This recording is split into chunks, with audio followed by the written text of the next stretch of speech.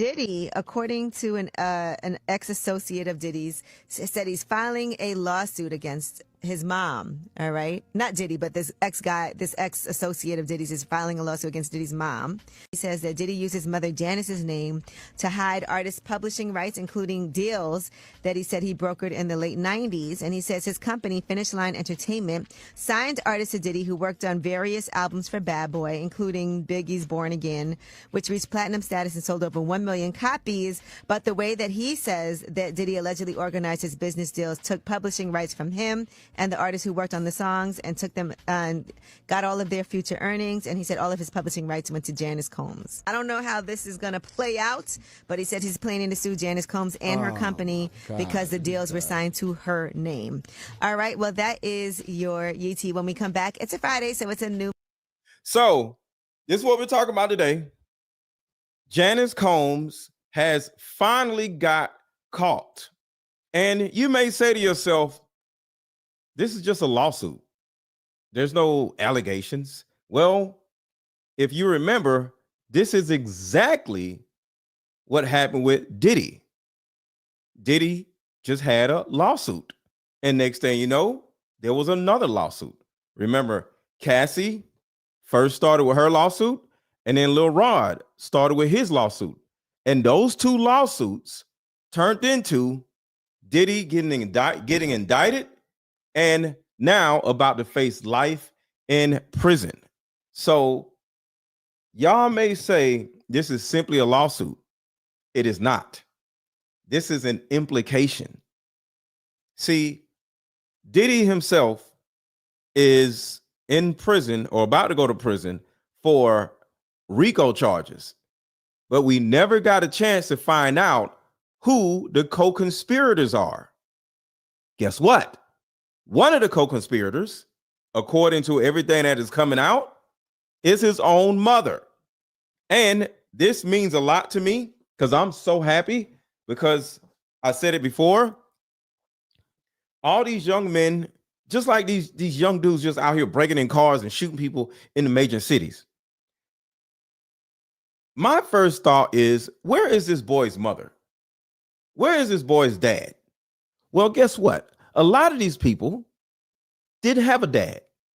And there's just a whole bunch of single mothers just raising these kids, and they raise them up to be these sexual deviants, these terrible little people. So this is the reason why I wanted to have this conversation, because I think this is more important than the whole Diddy case. Diddy's mother, the creator of Diddy. So hit the like button and drop your city in the chat. Let me know where you at. Drop your city in the chat. Let me know where you at, and let's get it. Music Friday. We got to tell you what's out today. One person in particular is trending today. We'll tell you about that. It's way up. If P. Diddy is debauched, then his mother is debauched. It is hard to believe that P. Diddy was once an innocent baby bouncing on somebody's knee. It wasn't his father, because his father was murdered. There's another rumor to say that P. Diddy's mother got together with his father's murderer. Now, in order to make ends meet, she worked 3 jobs. One was a teaching assistant. One, she was a model, although there are no photographs to verify that. And the third, well, let's just say that she would bring her work home with her. And P. Diddy had to watch, forced to watch her and her clients. Now, we don't know whether he was groomed, whether he was radicalized. And I just wanted to add precedence to what she just said. According to what she just said, and I've heard this plenty of times myself, she just said his mother, Diddy's mother, was, selling booty, and she would bring her clients back to the house to, do the act. And according to what this woman said, and I've heard it plenty other times also, that his mother, Diddy's mother, Janice Combs, would either force or allow Diddy to watch her do what she's doing with the man. Not my words. That's what she just said. Just want to make sure y'all didn't miss that. Everybody hit the like button. Everybody hit the like button. Everybody hit the like button. The stream broke, so a lot of people left. So I need y'all to make sure to hit the like button to bring the people back, because a lot of people thought the live messed up. So I need everybody to hit the like button so we can bring the people back who was just on the stream. To verify that. And the third, well, let's just say that she would bring her work home with her. Bring her work home with her, which was the Johns. And this happens, I'm not going to say a lot, but a lot of single mothers actually expose their kids to some of these things, and it causes them to end up being sexual deviants. So it's not just Janice Combs. And that's the reason why I'm so vigilant at what I talk about on a normal basis. And P. Diddy had to watch, forced to watch her and her clients. Now, we don't know whether he was groomed, whether he was radicalized, or whether he was abused. But we do know that he was sexualized. He was exposed to sexual activities that no young boy should see. And what happens in sexualization is that it impairs your cognitive processes. It impairs your physical and mental and behavioral development. This is child abuse. We can see the sexualization as it transpires with the relationship with P. Diddy and his mother. Let me give you an example. Thanks, bro. So let me give you an example of how I not witnessed it, but here's another young man.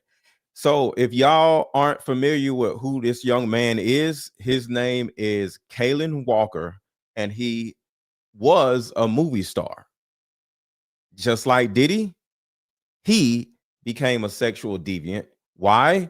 Because if y'all are familiar with his story, because I interviewed him, I had to take the video down because it was so graphic and I had problems with YouTube. But Kalen Walker came to me, for coaching, right? And he would tell me, and he said this online, so it's online somewhere, that he would literally, he had this sex addiction, right? But what started this addiction is simply this, and this is terrible. And I said this before. When he was little, I don't know what age, but you start to develop. And his mother walked in on him one time, I think when he was like 12, 13, 14, 15. I don't know what age it was. I don't know what age it was. But she walked in on him while he was getting out of the shower. And she walked in and was like, whoa. According, he was like this, pause. And she was just like, whoa, right? And he was like, Ma, right? Later on, her mother would get on the phone and tell her homegirls about her son's pecker. It was like, yo, my son is packing. And she would literally, and this is from his words, she would literally invite her homegirls over and call the son in the living room and say, hey, pull it out. And the son is like, what? Pull it out. That's what I said. Do it. Next thing you know, he's like, and he got to pull it out. And then guess what?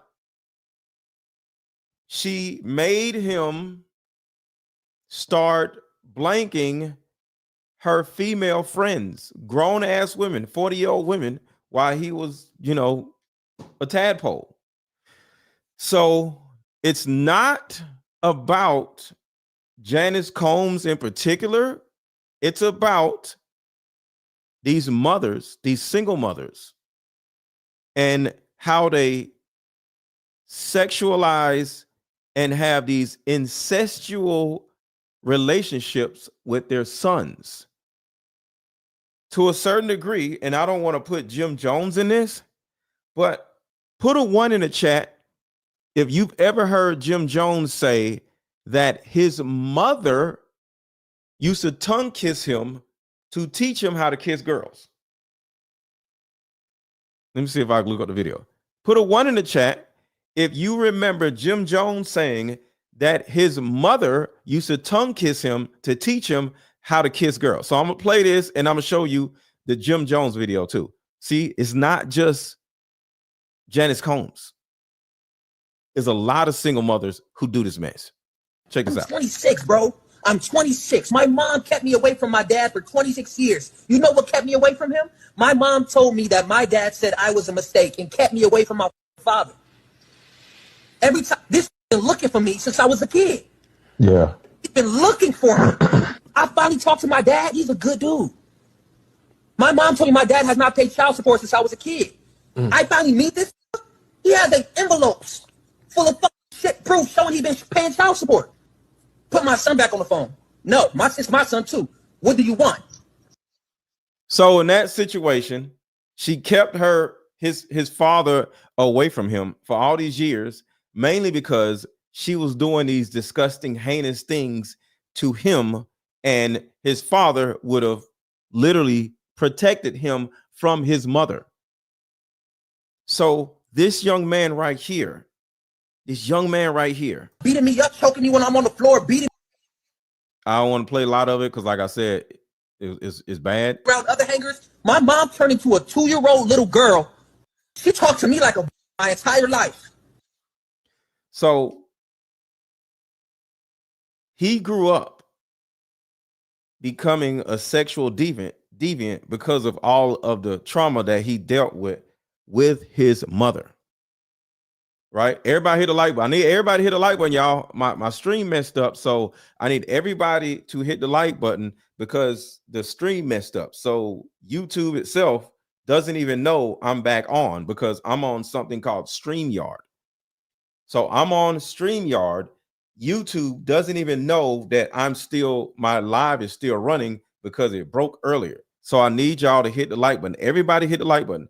So this man grew up being this person where he ended up, this is what's crazy, blanking women all over the place. And he actually went to prison. He's in prison right now. He's in prison right now because of what his mother did to him. It caused him to actually become what his mother was. Oh, how you doing? I was just sitting here kind of reflecting back on the last probably 3 or 4 years of my life. You've been helping me heal a lot, and I appreciate that. And in order, I learned a big part of healing is taking accountability for what you do wrong. I want to tell you the thing that I did that caused these women to lie on me. And hopefully we can use it as a teaching moment to help other people and other men not make this mistake and to reassure women that they're not crazy. If Kaylin did these women wrong in some type of way, they deserve an apology because there's a reaction to every action, right? If that person you did wrong or that group of people you did wrong had an opportunity to get at you in some type of way, it may happen at some point in the future. At 12 o'clock p.m. today, Eastern.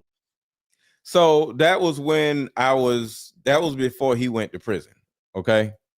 So Hampton says, okay, fine. He had a messed up childhood, but that does he take accountability and stop? Well, he's literally saying this right here. Let go. How you doing?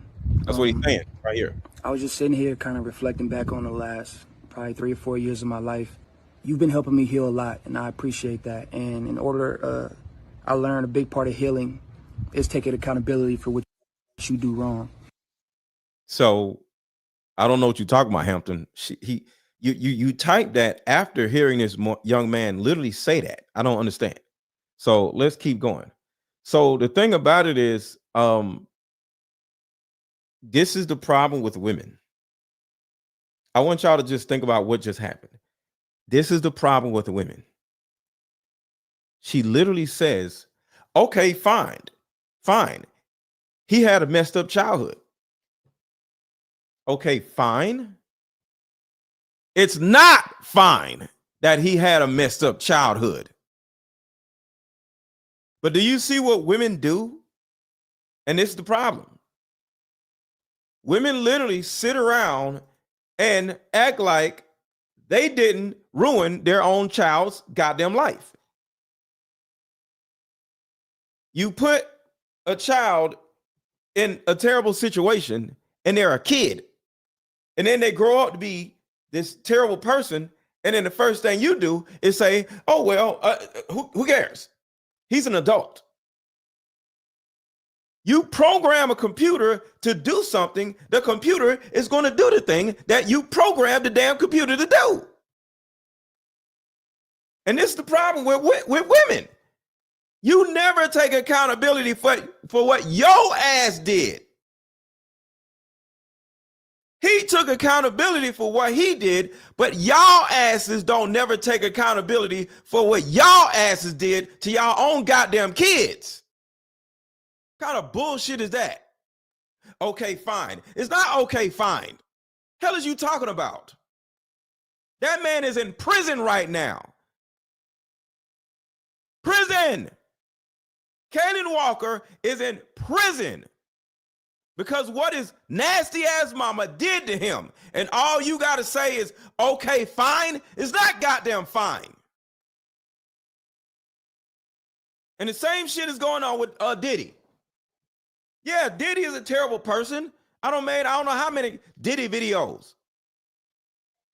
But we also got to hold this bitch accountable for what she did to this nigga.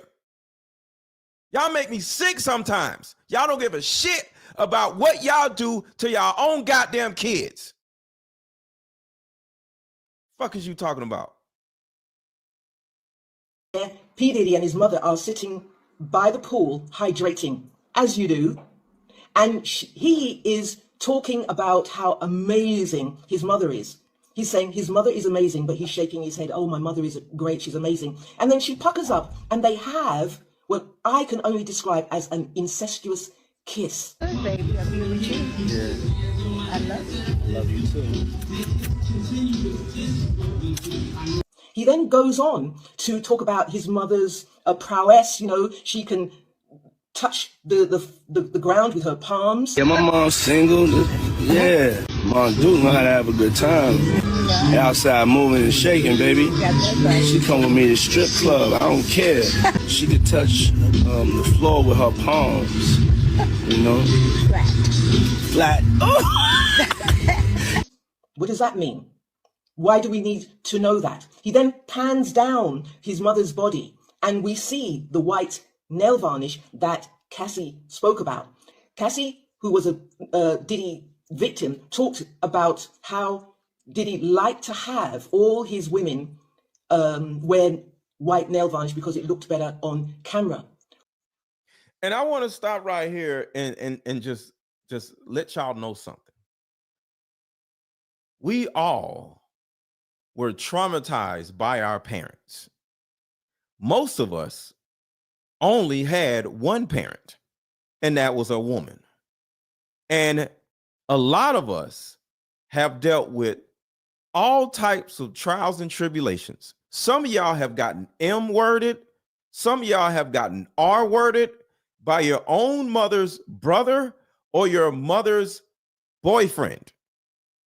But y'all don't sit around and say, yo, I can't believe my mother allowed her own brother to do that or her own boyfriend to do that. You turn around and say, well, my mother did the best she could. No, the hell she didn't. See, y'all love to talk about somebody need to be held accountable. But before we hold somebody accountable or hold ourselves accountable, we have to first acknowledge what actually happened and how disgusting the thing was, instead of acting like it wasn't disgusting, it didn't happen, or it wasn't that bad. See, your childhood trauma literally changes how much you want to have sex as an adult or as a teenager. Because if you had sex at a super early age, you probably want to have sex all the time. And you don't realize wanting to have sex all the time came from what happened to you when you was a kid. But you don't never think about what your mama allowed to happen to you. See, the thing about it is we have this need to just hate men and get mad at men because a man physically did it to you, right? But you never think about your mother is the one who allowed the shit. Your mother is the one who brought the man into the house. You would have never met Uncle Jimmy if he wasn't the brother of your mother. He would have never been able to get into the house if your mother did not open the door to Uncle Jimmy. And when you went back and told your mama that either boyfriend or uncle did A, B, and C, your mother denied it or either turned around and said, well, you shouldn't be walking around with them shorts on. She blamed you for what happened to you. But you don't care about that shit. And what you actually do is you just suppress it and act like it didn't happen or it's okay. And what all of those things that you suppress inside of you do, it turns you into a sexual deviant as an adult. And now, guess what? Now you got 2 kids by 2 different baby daddies. And you don't trace it back to your childhood. You just say, oh, well. And what ends up happening is you don't even think what you are doing now as an adult is even bad. And then you turn around and do the same thing indirectly to your child. And now you have a strange man living in your house with your daughter. And in your mind, you're like, oh, I love my boyfriend. My boyfriend loves me. He would never do what my mom's boyfriend did to me. Your delusion can turn around and get your child M-worded just like you were M-worded. Because this is what's crazy to the women in particular. Men learn from their mistakes and they go out and do the opposite. My dad was not there for me as much as I need him. He was around, but he wasn't around when I was a kid. Because of that, I am an excellent father. You see that? We men learn from our mistakes and do the opposite sometimes because we're talking about Diddy and we're talking about Kaylin Walker who did the same shit. So I'm not saying all men. But the thing about it is, women in almost every situation, they grew up under a single mother and then they become a single mother. They were N-worded by by somebody that their mom allowed in their lives. And then you turn around and then let your kid get N-worded by somebody that's in your goddamn life. In most cases, women literally live the same goddamn life that they lived in their childhood all over again on purpose. If you were traumatized as a child, male or female, put a 1 in the chat. If you were traumatized as a child by your mama, put a 1 in the chat. I'm sick of this shit. Put a 1 in the chat if you was traumatized by your goddamn mama. I was traumatized by my mama. I just wasn't N-worded or R-worded. The same stupid shit that Janice Combs was doing could have happened to me. It just did not. Could have. Because my mom used to have loser-ass boyfriends, drunk dudes, broke dudes, stupid dudes, dudes who didn't have jobs or nothing, be at my house all the time. The only difference is they never decided to do nothing to me. But they could have, because I was 5, 6, 7. I couldn't have done nothing about it. So the only reason why I was not N-worded is because the men that my mom dated weren't gay. That's the only reason. But my mom let all these niggas in the damn house. They just happened to not be into me. They was just into my mom, and that was it. So what y'all don't understand is y'all are the conduit. Single mothers are the literal exact, precise conduit to children getting M-worded.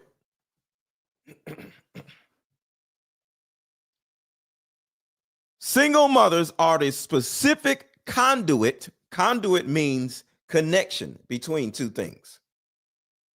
Single mothers are the specific conduit between kids and the kid getting M-worded. And the reason why this is so important to me is because I coach women. I've been coaching women for 7 years. And I have heard hundreds of horror stories. And in almost every situation, her issues stem from her mother. Almost every situation. I would say 95% of the situations stem from her own goddamn mother. Stem from her mother. So, because of what I've been doing and how I've been doing it, I came up with this.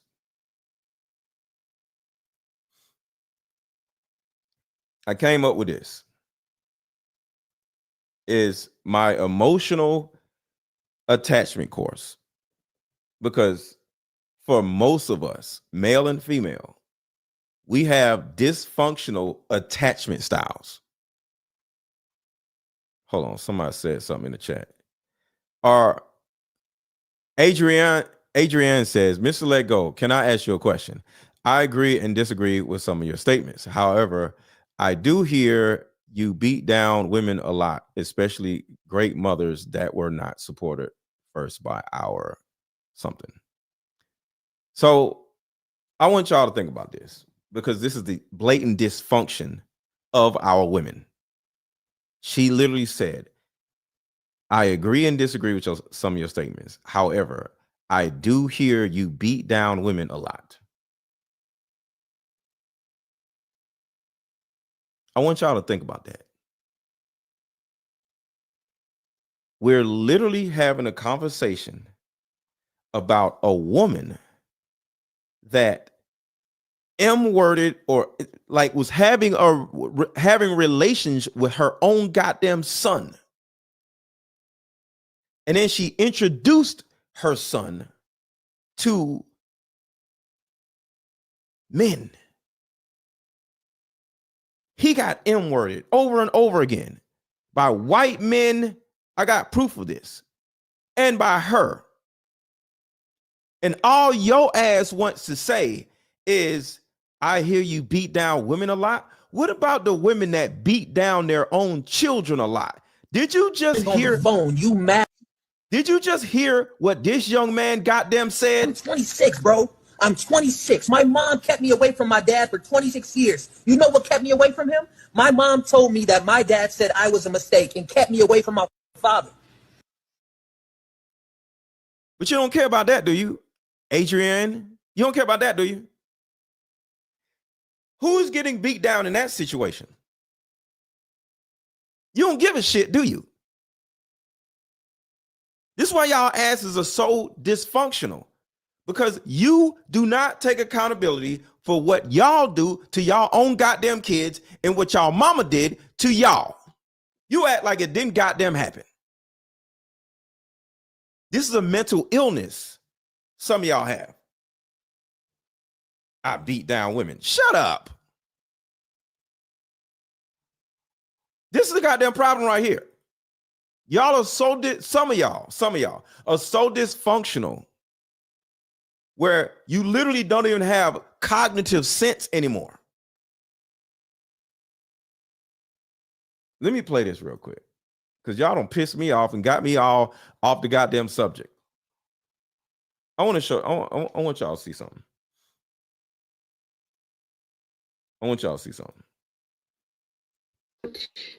So I am 5 days into the online course and 6 days into the group meetings. And I have had so many epiphany moments throughout this week. Throughout my whole life, I have just kept it moving. And you have, through your course and these meetings, really shown me that in order to move forward, you got to look back. And just for the record, this woman, she's married right now because of me. I can hit her up and she'll come on the show. She just got married. I think a year or 2 years ago, something like that. And identifying those childhood traumas and how they have now created these adult behaviors in toxic relationships and my responses has really been eye-opening. The course is laid out perfectly when it comes to helping and taking those steps and doing those activities to really dive deep. And then the women in these group meetings are so supportive, and getting your male perspective is sometimes extremely blunt. But it's great that you prepare us in our mindset to realize that this is how men think. This is how the situation is perceived, to help us really identify those toxic social terms that Toxic social terms. You heard her, right? Toxic social terms. What are toxic social terms? You, Mr. Let Go, you beat down women. That's a toxic social term. So what I do is I take y'all and I unravel the dysfunctional mindset of what your mother taught you. See, we men are not the problem. Your mama is, not was, still is the problem. And I create courses and I create products to help you change your dysfunctional attachment style that your mother actually created. Your mother ruined a lot of your entire lives. And you go out in the world and you blame men for your lives being terrible. But your mother did it. Your mother did it. We didn't do it. So now I love doing it, but now I spend my life coaching the dumb shit that their mothers taught them out of them. We have constantly been saying to ourselves, like, independent, or we're natural nurturers. So I appreciate you, and I appreciate this program, and I'm so excited to jump into week 2. So thank you, Coach. See you. Hey, Coach. So I am 5 days into the online course. So this is the online course right here. Fix My Attachment Style course. The link that is under this video and the link that is in the chat right now. It is pinned at the top of the chat. So when you see a blue link in the chat, I need everybody watching to click the blue link and take the course. Guess what? The course is only $14.99. All of y'all have $14 or $15, right? So I need everybody right now to click the link that is in the chat or under this video. It looks like this. It's only $15 freaking dollars. So for all y'all goofballs talking about, oh, you talk all this shit about women.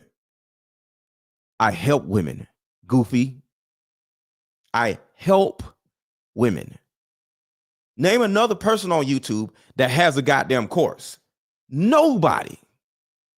Not a single person on YouTube has a course that is meant to help you fix your attachment style that your mama fucked up. Not a single person. Not one. I can't open the link. Hold on one second. You said you can't open the link.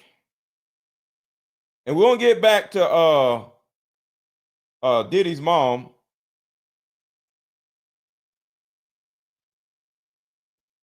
The link opens. It's the same picture as on the screen. The link opens, no problem. The link opens. Men provide and protect, women nurture and teach. Okay, so this is what I'm providing you with. So you're right. Men do provide. I'm providing you a course. See, my job as a man is to help women protect themselves from themselves, because a lot of women just do a whole bunch of stupid, dysfunctional shit, and then they turn around and blame somebody else for their lives being messed up. But they mess their lives up by their own actions. But this right here is me protecting you from yourself. So everybody watching, I need at least 20 people right now to click this link. It's only $14.99. I'm not no scammer. I'm not no crazy person. I've been doing this for 7 years. Click this link right here. Well, click this link and you'll see this right here and buy the course.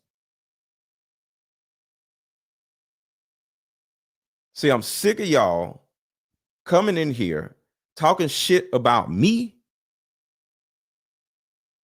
and I do this that nobody else does. It makes me sick, because the problem is all y'all asses want to do is feel good. You don't want to learn. You don't want to grow. You don't want to take accountability. All you do is talk shit about women. Well, women need to be talked shit about in some type of ways sometimes. But keep this in mind. I talk about Diddy. I talk shit about men too, but y'all don't say that. Y'all don't say nothing about, you talk shit about men. I don't ran Diddy through the mud. I'm one of the people who say the average black man is broke and they need to leave women alone and stop getting them pregnant. But y'all asses don't hear that shit. All y'all hear is when I say something about some goddamn women. Y'all wasn't here talking about, oh, you talking shit about men when I was talking about Diddy yesterday. But here your ass in here talking about, I'm talking about a woman. I'm talking about Diddy's goddamn mother. Hell is you talking about? And then when women come to me and they have these great experiences like this. And 6 days into the group meetings, and I have had so many epiphany moments throughout this week. Throughout my whole life, I have just kept it moving. And her ass is married, done found love because of what I've done for her. How dare you come in here talking shit? So everybody click the link. It's a $14.99 course. Men and women can take it, and it will help you change your attachment style. And some of y'all might be like, oh, you talking, you so. Yes, I am passionate. Because one of the biggest problems in our communities, white and black, is us ignoring what our mothers did to us. I'm a person that did not ignore it. I had to literally, I literally had to take over my own household before my mother literally got us killed. My father was in my life between the age of 0 and 6. My mother took me from my father, but my dad already programmed me to be a man. So when we in Atlanta and my mom doing all this stupid shit, guess what? I'm like, no, ma'am, we're not doing this. And I literally stood up to my mother and said, Ma, this ain't gonna work. I literally started, we only paid $35 a month in rent. We didn't have no light bill. We didn't have no gas bill because we was on Section 8. My mom explained Section 8 to me. And I turned around and asked my mom, because I was cutting grass, I was selling drugs, I was doing different things. But altogether, I was a hustler when I was a kid, 13 years old. So I went to my mom and I said, Mom, why do you keep dating the same type of men over and over again? Just like y'all asses. Why are you a pookie picker? Why you can't date a better man? And I literally told her, and some of y'all know this, that the next man that you bring in this house that is abusive and that is a problem, and is a loser, me and my friends are going to beat his ass. She didn't believe me. She brought a dude that used to beat on her back. He was trying to get back with her. I came home from school one day and I seen him and I'm like, oh, so you thought I was playing? Get out. The dude jumped up, looked at me like I was crazy. And I said, you got it, bro. I called my homeboys up. My homeboys was playing Nintendo or Sega Genesis or some shit. I said, hey, bring the bats. Meet me on my back porch. And they like, let's do it. Because we young dudes ready to fight. They come to my back porch. I go outside and I wait for the dude to leave out the house. He leave out the house. We come around to the front of the house, beat the shit out of my mom's boyfriend or the dude that was trying to come back to the house, try to, reconcile their relationship. What did my mom do, y'all? To the people who know this story, after we beat up my mom's boyfriend, what did my dysfunctional ass mother do? What did my dysfunctional ass mother do when I beat up her boyfriend? Anybody remember? Because I've told this story so much. I'm sure y'all know. Exactly, brown sugar. Exactly. 911. Exactly. She called the police on me. My dysfunctional ass mother called the police on her own son. I come back home. See, a lot of people know. I've told this story. I come back home 2 days later because I spent the night over my friend's house because I'm literally running from the police. I come and sit down next to my mom and say, Mom,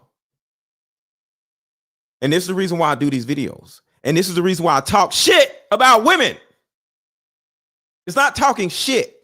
It's holding you accountable for your dysfunctional ass actions. And I provide a service that will actually help you. You see that? So if anybody's talking shit about women, it has to be me because I give you solutions. So I can talk shit about y'all all I want to because I'm going to give y'all as a solution. So I come back and sit down with my mom and I'm like, yo, Mom, let me get this straight. You call the police on me for beating up a man that used to beat your ass. But in 5 to 6 to 7 years of us being in Atlanta between the age of 6 and the age of 13, not one time did I see you call the police on them for beating your ass. So you call the police on me for beating their ass, for beating your ass, but not one time did you call the police on them for beating your ass.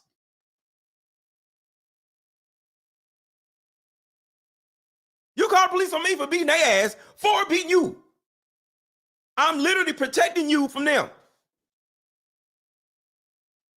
And all you want to do is call the police on me when they are the one that's beating on you. And I'm beating on them because they beat on you. And for 7 years, I had to witness my mom get her ass beat. And I finally grow up to beat their asses. And you call the police on me.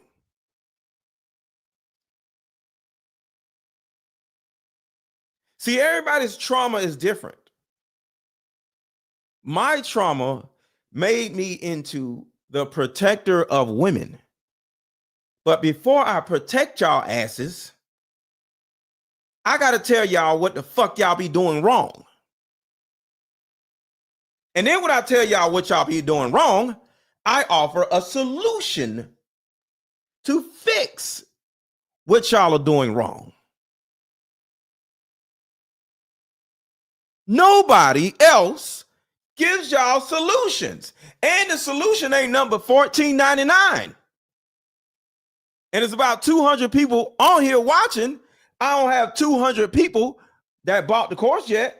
And to the people that have bought the course, I appreciate y'all. So this is a $14.99 course. $14.99. It's a $14.99 course. I need every single person, male and female, cat and dog. If there's a cat or a dog in here, your ass need this course too. Buy this course. The link is in the chat. It's only $14.99. Because the thing about it is, what's sad, some of y'all don't even know that y'all are traumatized. I have to make the course 14 goddamn dollars for y'all to buy it, because y'all don't necessarily care enough about your own emotional well-being and or your kids to become a better woman or to become a better man. And all y'all want to do is, oh, you talk shit about women. Yeah, because y'all be doing dumbass shit. But y'all get mad at me because I'm the only man on social media that holds y'all asses accountable and offers a solution. These other niggas just talk shit. I offer solutions. So I earned the right to talk shit about y'all, because some of y'all need somebody to talk shit about y'all because y'all be doing some dumb shit.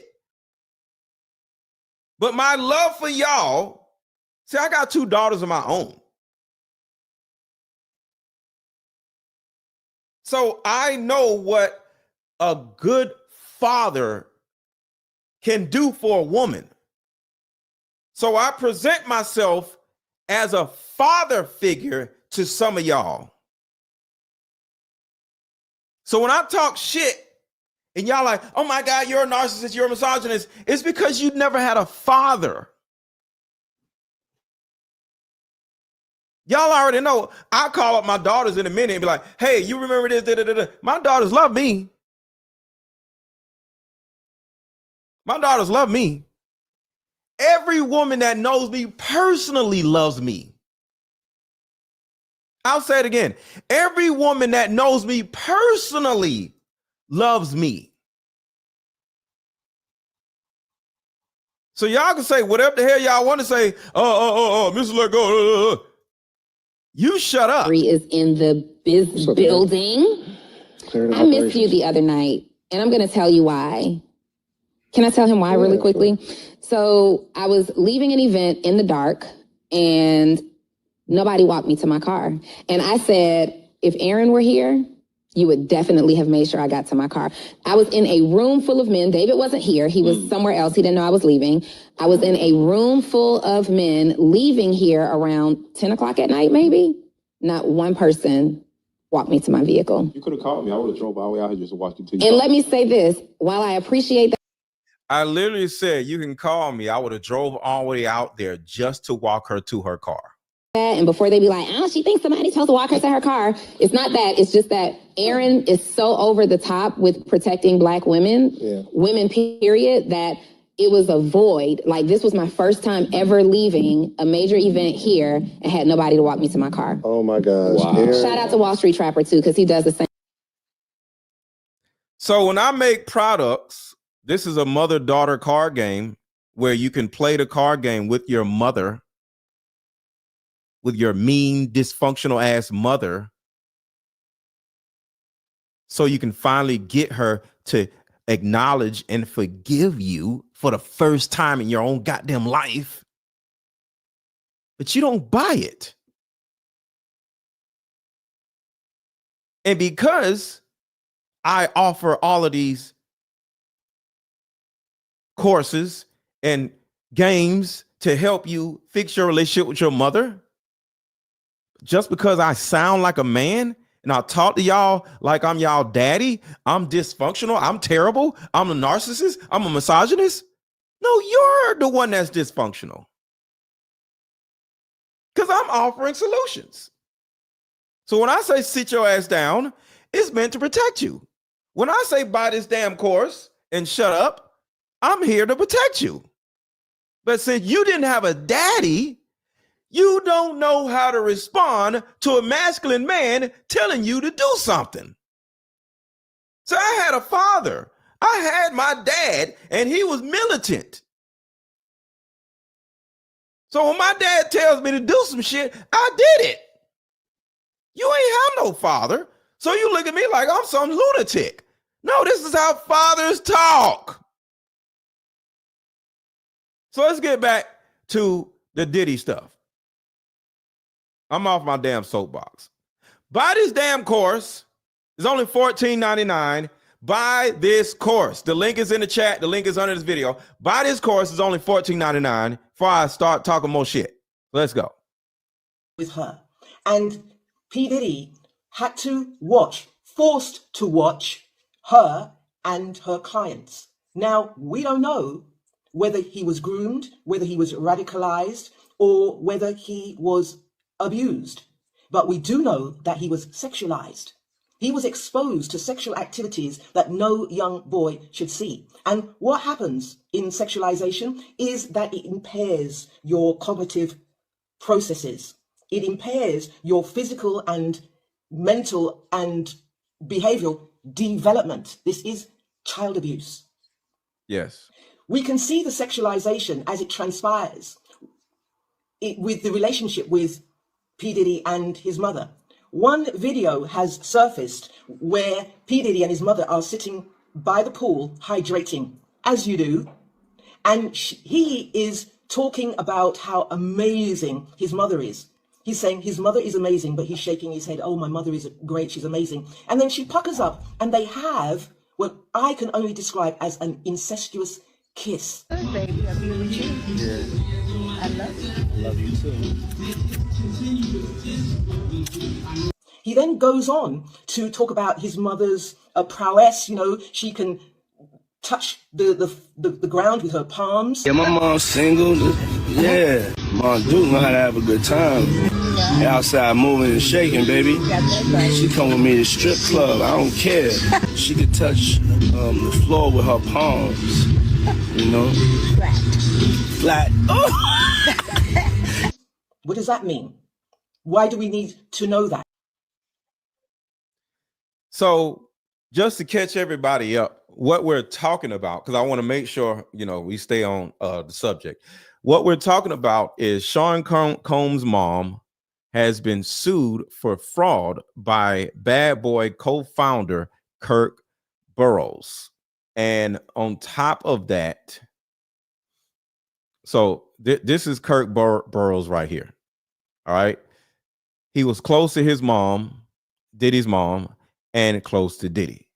And what Diddy and his mom tried to do, well, no, they accomplished it. This man was the co-founder of Bad Boy. He started Bad Boy with Diddy. He was like a silent investor. He had 25% of the stake in Bad Boy. Do you know this disgrace of a woman and this disgrace of a man, Diddy, literally beat this man with a bat and made him sign away his 25% stake and give it to his mother. Because right now, Janice Combs is a stakeholder of Bad Boy. And this is what these two disgusting human beings do to people. People die, people get beat up, people get thrown off the side of buildings and shit. People's car blow up. Kid Cudi's car blew up. Diddy blew up Kid Cudi's freaking car. So cars blow up, people get thrown off of buildings, people get hit and beat with bats. People get poisoned and end up dying like Kim Porter. But it all started from this dysfunctional ass woman. And she raised him to be this terrible person. Diddy was an innocent child. She made him into this shit. Down his mother's body, and we see the white nail varnish that Cassie spoke about. Cassie, who was a Diddy victim, talked about how Diddy liked to have all his women wear white nail varnish because it looked better on camera. Was it P. Diddy's idea, or was it the mother's idea? Is P. Diddy's mother his mother, or is she his woman? His girlfriend. They say that the apple does not fall far from the tree. Can we talk about your dad? I mean, because that's the other big death that impacts your life. You didn't know him that well, and then you find out that he was a big Harlem hustler. Diddy was 2 years old when he died. Worked for Frank Lucas, one of the legendary Harlem hustlers. Yeah, no, my father never worked for Frank Lucas. Like, they had their own individual crews. Okay. He didn't work for Nicky Barnes. The only person that was, bigger than them, or as big as them was my father. And now that's not something I glorify or proud of. But he was in Harlem. I mean, he was in Harlem, and he was doing his thing, selling narcotics, and we all know what that gets you. That's only going to have you end up in jail or dead. But it is the reason why, I didn't follow in those footsteps, because. But you are like him. Yeah, I'm definitely like him, but I'm just doing it in a legal way. How did you find out who he really was? Because your mother was not telling you. Yeah, my mother wasn't telling me. I found out, this before the internet, and I had looked up my father's name, and I saw an article about my mother wearing a full-length chinchilla to a funeral and taking me, and I was in a mink, and that was like the story of just the glamour and like the decadence of our family, and just how he was the kingpin, of Harlem, and how he had got assassinated. I understood why my mother didn't tell me the truth, because where I was living, I would have probably been one of the biggest drug dealers out there, because I would have, the type of person I am, I would have wanted to follow in my father's footsteps. Do you think that people really know you?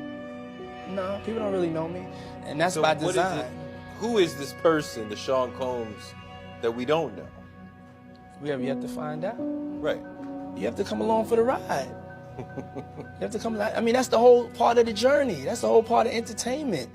I mean, you don't rock with a brother for like going on 20 years and stop now. You got to see this movie all the way through, baby.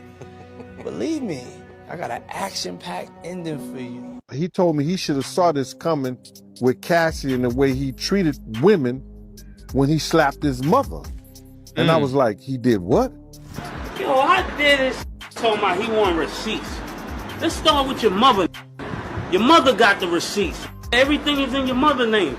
That's the one who got the receipts. Artist Mace has joined the chat with claims that Janice holds all the receipts of Diddy's alleged crimes. There's also been a lot of speculation over the years about Diddy and his mom's strange dynamic, with some sources even alleging that Janice helped orchestrate those FO sessions. Not only that, but rumors also popped up recently that Janice couldn't stand Diddy's ex, Kim Porter, because So there's a possibility that Diddy got rid of Kim Porter because of his mother.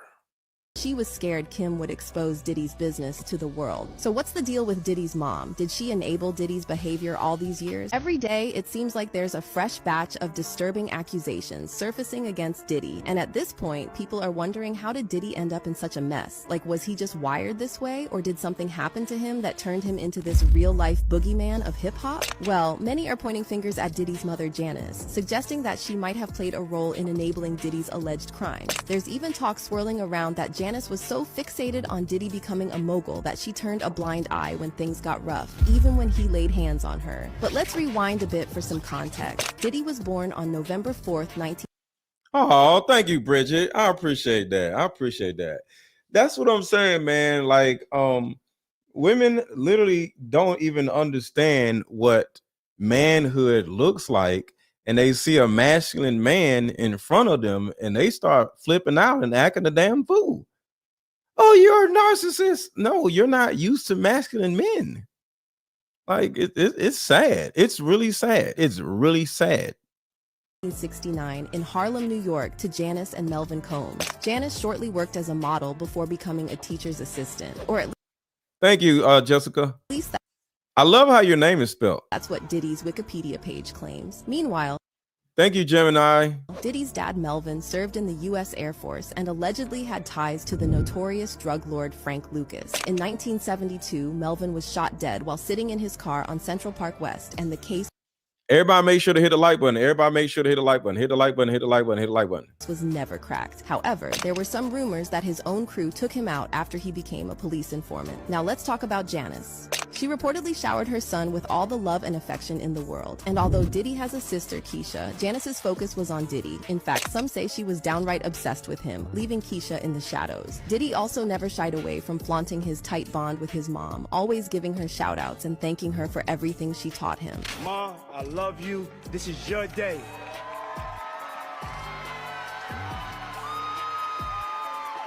But with all the nasty allegations swirling around Diddy, fans are starting to question what kind of life lessons he picked up from his mom. Well, here's where things get wild. As mentioned earlier, Diddy's wiki page claims that Janice used to work as a model back in the day. But see, there's not a shred of evidence out there proving her modeling gigs. Instead, the grapevine's buzzing that Janice was allegedly organizing fashion shows as a front while behind the scenes. Mom Janice, and he revealed that Diddy used to put his hands on his mother. Meanwhile, rumors also started swirling that Janice used to work as a pimp and trick young girls into freak-offs. On top of that, a video resurfaced of Diddy's former artist Mace claiming that Janice has all the receipts that would prove Diddy really is the devil. So what's going on between Diddy and his mom? Is their strange relationship the reason Diddy turned out the way he did? Let's get into it. This is the part of why he do the things that he do to women, bruh. Because if you do that type of thing to your mother, you know, I heard him curse his mother. Ever since Diddy was exposed for allegedly essaying, beating, and trafficking women, up young women with some shady characters. However, it all came crashing down when one of the hustlers allegedly did something unspeakable to one of the young women. Rumor has it that Janice managed to evade any charges thanks to her late husband's connections to law enforcement. So, if all these rumors are true, it really makes you wonder if this is one of the reasons Diddy appears to have twisted relationships with women. The story goes that Janice was allegedly pushing Diddy to do whatever it took to climb that ladder of success, with some even claiming that she encouraged him to cozy up to powerful men, letting them use him to get ahead, only for Diddy to turn around and allegedly do the same to others. Y'all hear that, right? And allegedly do the same to others. This is the cycle, y'all. October 3074 says, now I wonder how she grew up. Yes, most likely she was M-worded. And this is what I'm saying, y'all. It's a cycle that nobody wants to acknowledge that is there. What your mother did to you, you're going to turn around and do to your own kids. And then your kids are going to grow up and act like it didn't, what you did to them didn't happen, because, and now they're going to turn around and do the same shit to their kids. We have to acknowledge the problem that is there so we can fix it and stop the cycle and break the cycle. Well, all y'all want to do is sit around and talk shit about anybody that says anything about a goddamn woman. I'm here to break the goddamn cycle.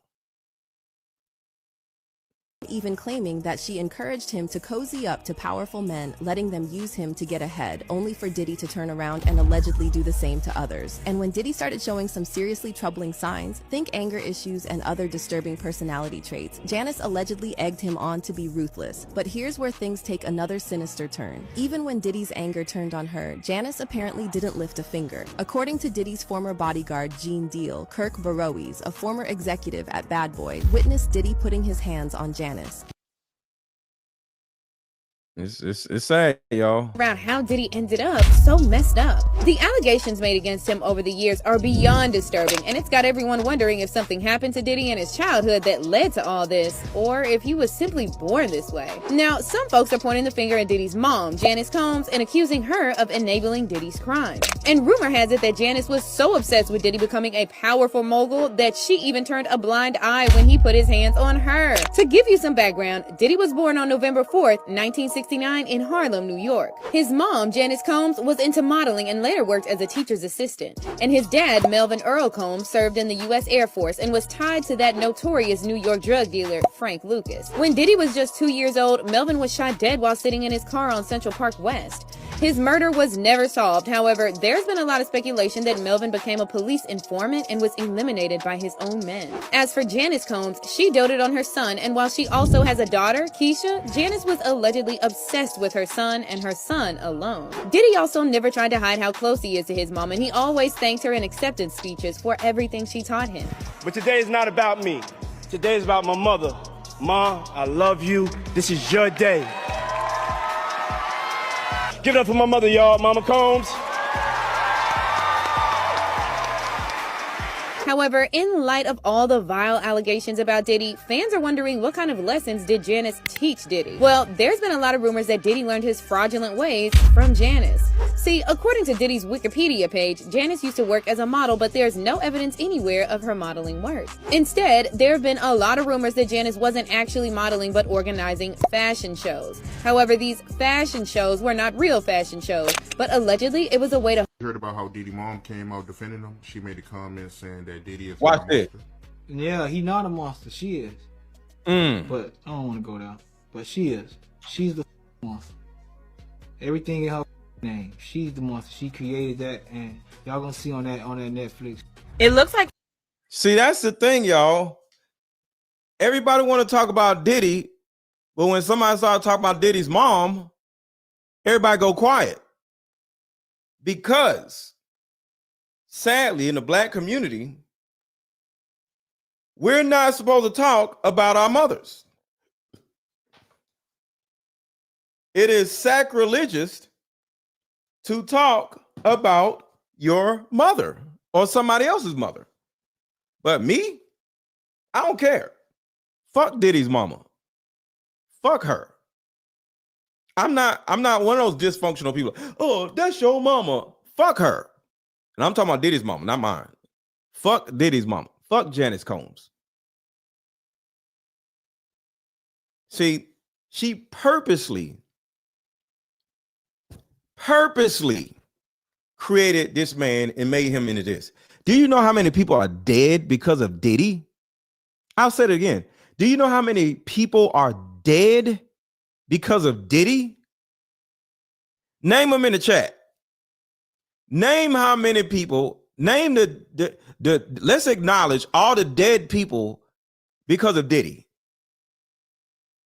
So when you think about his mother, I want you to think about she created this monster and then he ran around allegedly killing all these goddamn people. Name somebody who was dead because of Diddy in the chat. I'll start. Kim Porter. Diddy. Biggie. Who else? Black Rob. Craig Mack. Tupac. Biggie. Kim Porter. Who else? It's so many goddamn people.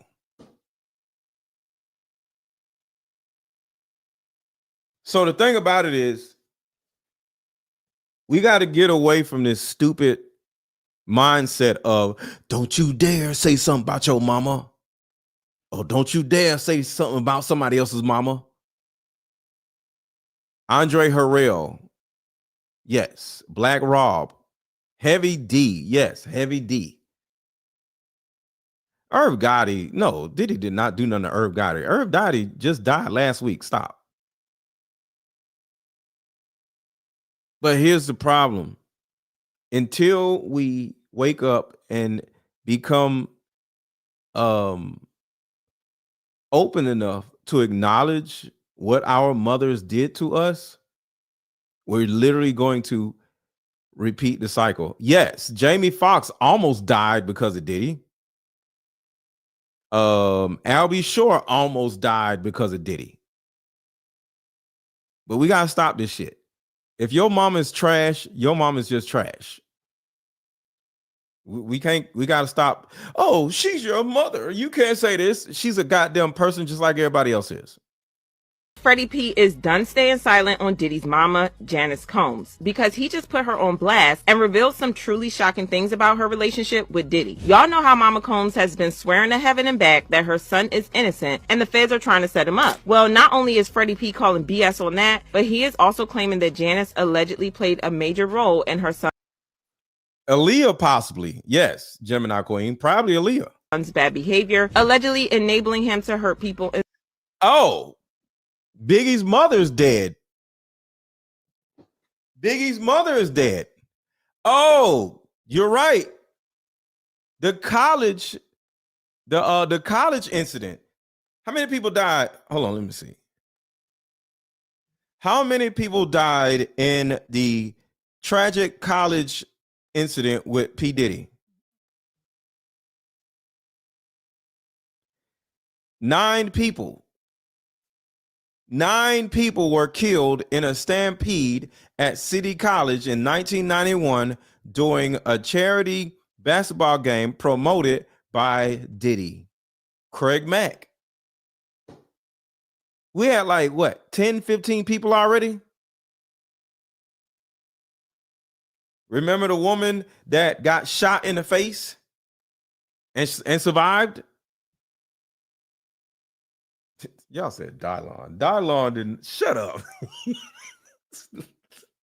Dylon, that's hilarious. Still from his artist. Girl, Freddie P has a lot to say, and he did not hold nothing back. If you've been following the Diddy case, then you know that the dopest nerve. Yeah, the dopest nerd. Yeah. allegations of Janice allegedly enabling him are nothing new. She seems to be that kind of boy mom who thinks that her precious baby boy can do no wrong and that everyone else is in the wrong. This is probably explained by the fact that she had to raise Diddy as a single mom after his father passed. She tried to get him out of the lifestyle that his father was mixed up in, and according to Diddy, she tried to protect me. My father was a hustler who sold during his time. That was a way out of Harlem, either that or playing basketball. My mother didn't want me to follow in his footsteps, so she was selective about which truths she told me. My father was in the army and he owned a limousine service, and he died in a car accident. Actually, he was in a car. But even as a kid, I put 2 and 2 together. I noticed that guys from the streets in Harlem always seemed to know my family's last name. I used to run with your father, they'd tell me. All my uncles were street hustlers as well. But despite everything, word on the street was that Janice wasn't exactly on the straight and narrow, if you catch my drift. She was rumored to have allegedly operated as a kind of madam for influential folks, arranging for girls to attend parties thrown by New York's elite. Parties not so different from the ones Diddy hosts now. Funny how things come full circle, huh? Anyway, even before Diddy's name got dragged through the mud, there were whispers about him being involved in some shady dealings that his mom helped him cover up. Mace, who was once a Bad Boy Records artist, dropped some hints about it, but he held back from spilling all the tea out of fear.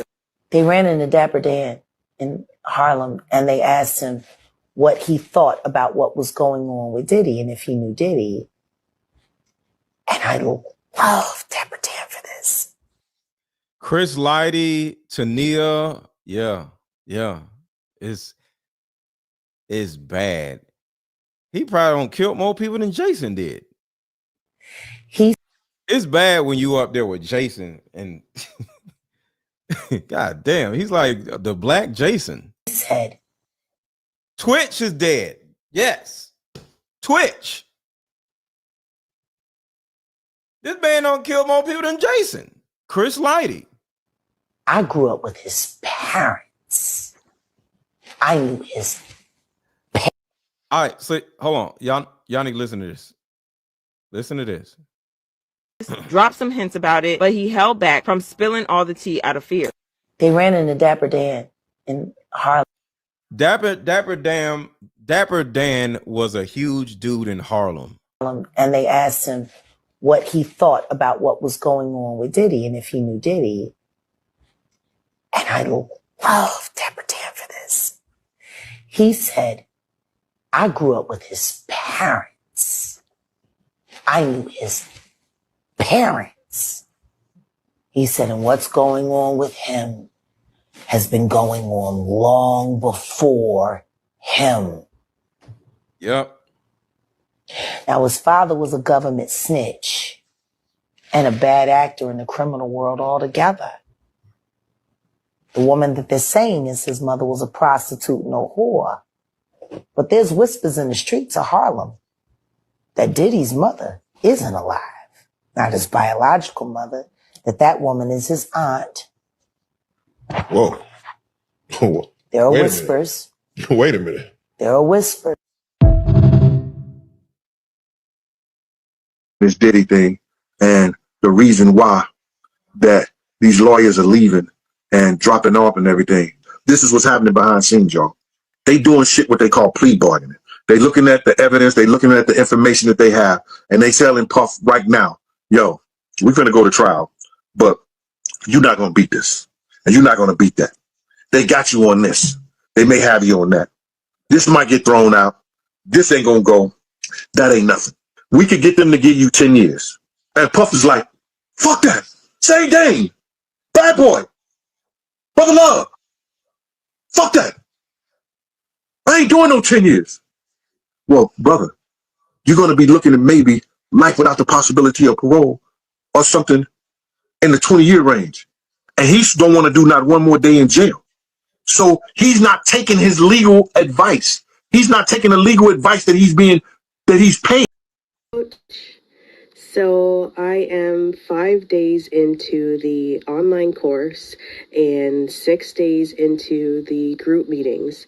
And I have had so many epiphany moments throughout this week.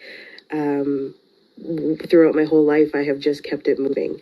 And you have, through your course and these meetings, really shown me that in order to move forward, you got to look back. And identifying those childhood traumas and how they have now created these adult behaviors in toxic relationships and my responses has really been eye-opening. The course is laid out perfectly when it comes to helping and taking those steps and doing those activities to really dive deep. And then the women in these group meetings are so supportive. So with the course, and thank you to the people who have bought the course. It is only $14.99. So I want to just remind the people who just came in to buy my attachment style course, even if you just simply want to know what your attachment style is, because some of y'all don't even know what your own attachment style is. So because it's only $14.99. It's not even about, oh, I gotta heal for this. Maybe you may say, like, I don't really have a lot to heal from, or I've been to therapy. But do you know what your attachment style is? Are you aware that your attachment style can actually change? There's 4 attachment styles. Some say 5, but there's 4 emotional attachment styles. And some of y'all have no idea which one y'all are in, or y'all are. There is disassociative attachment style. There's an avoidant attachment style, and there's an anxious attachment style, and then there is you said you're detached. Well, it's okay to be detached and insecure attachment style. So it's important for you to know whether you're an avoidant or whether you're an anxious attachment style.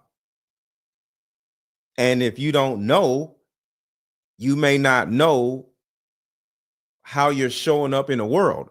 And then at the same time, with all that being said, you can turn around and attract the opposite attachment style. See, the key to these attachment styles, which you'll learn in this course, is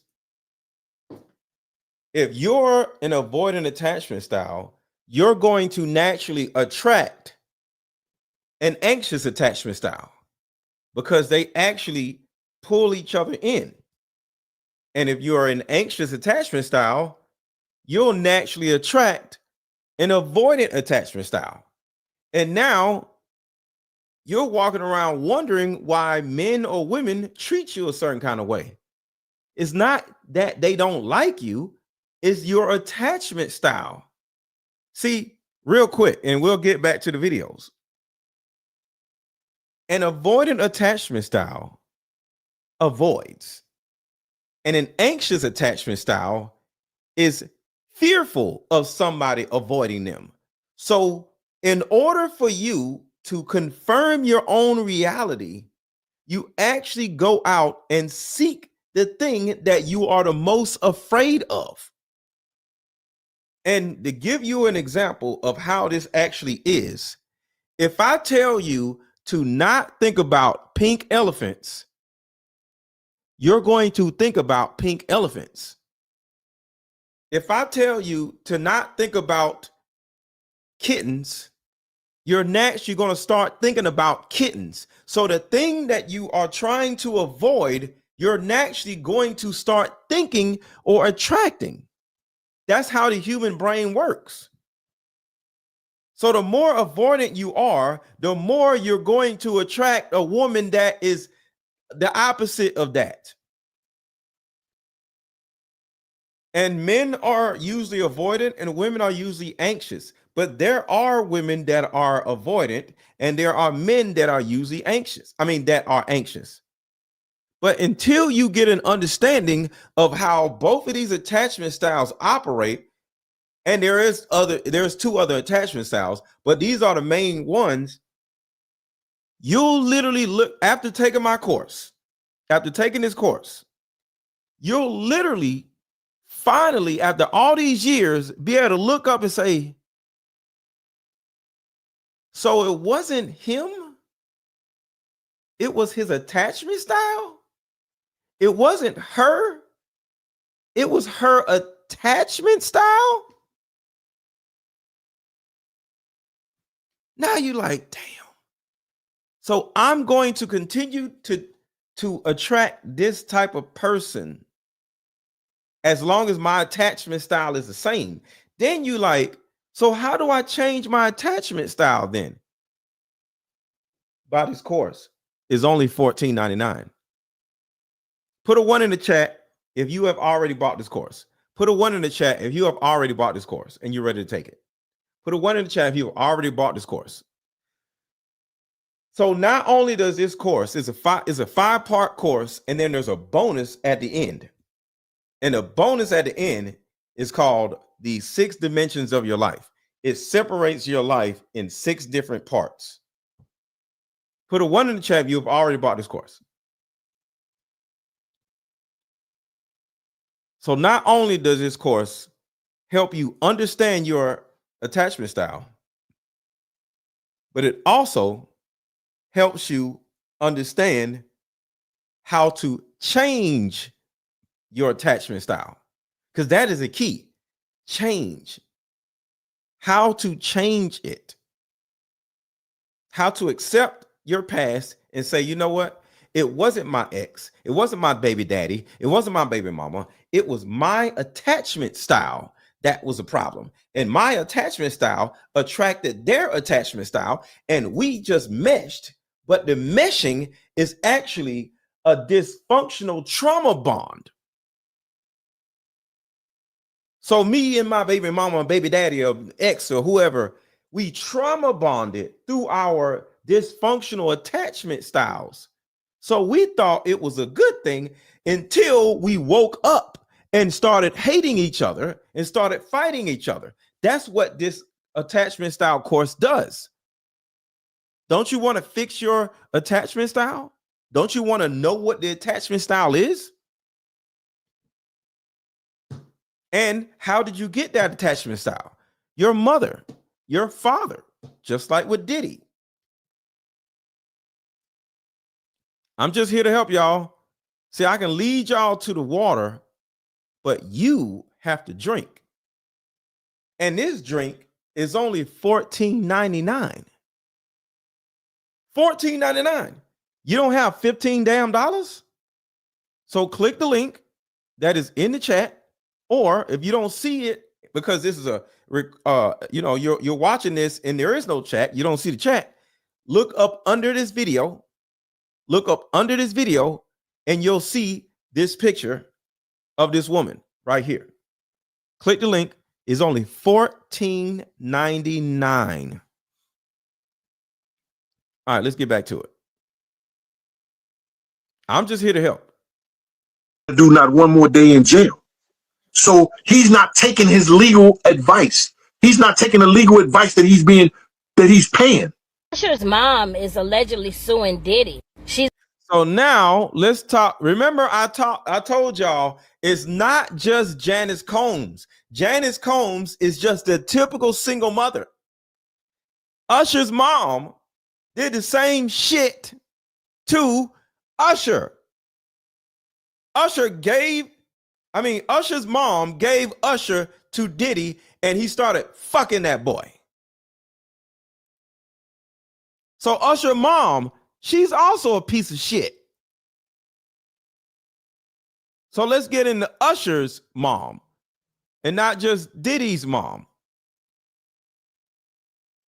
Did a lot more than that. So now the mother wants to speak out because she's saying that there was a situation that happened when Usher was, I want to say 15 years old. He ended up having to go to the hospital because he was bleeding from his rectum. Now, we all know what that means. Diddy was messing with that boy. But see, here's the thing. The mama didn't say anything back then. But now she's saying that Diddy basically messed Usher up.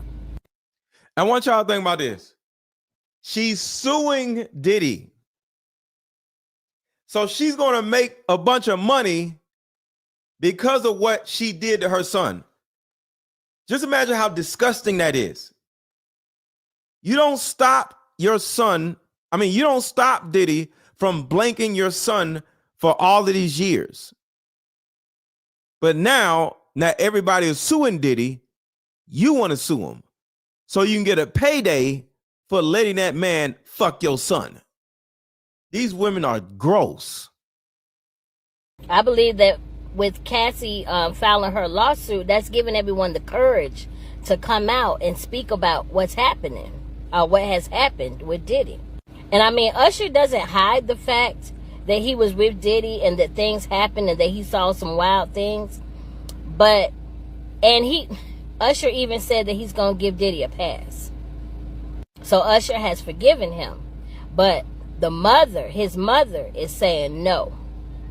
And so she is wanting to file a lawsuit against Diddy. Now, what I want to know from you guys is, being that the mother sent him over there, and she said out her mouth that it was a business deal because Diddy was giving her money. Y'all hear that? Y'all hear that? See, y'all love to say not all women. Janice Combs wasn't the only person. How many of y'all heard about the mothers giving their daughters to R. Kelly? Put a 1 in the chat if you remember all of those mothers giving their daughters to R. Kelly, and R. Kelly started blanking their daughters. Put a 1 in the chat if y'all remember that. So it's not just Diddy's mom. It's not just Usher's mom. It's hundreds, maybe thousands of single mothers that do this shit to their kids. Do you know 3 out of every 5 young ladies, girls, were M-worded by somebody in their family? Well, let's just say somebody that they knew. Did y'all know that? Can anybody explain how 3 of every 5 girls were M-worded by somebody in their families? Where was their mama at? Oh, their mama invited the person in.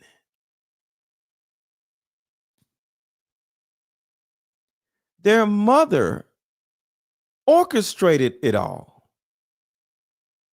Their mother did it. So no, it's not just Janice. I would say half of you single mothers, whether you know it or not, are doing the same shit to your daughters now. It wasn't just the mothers, your mothers. You're doing the same shit. So you basically sold your son to Diddy. Did a lot more than that. So now the mother wants to speak out because she's saying that there was a situation that happened when Usher was, I want to say 15 years old. He ended up having to go to the hospital because he was bleeding from his rectum. Now, we all know what that means. Diddy was messing with that boy. But see, here's the thing. The mama didn't say anything back then. But now she's saying that Diddy basically messed Usher up. I believe that with Cassie filing her lawsuit, that's giving everyone the courage to come out and speak about what's happening, what has happened with Diddy. And I mean, Usher doesn't hide the fact that he was with Diddy and that things happened and that he saw some wild things. But, and Usher even said that he's going to give Diddy a pass. So Usher has forgiven him. But his mother is saying no.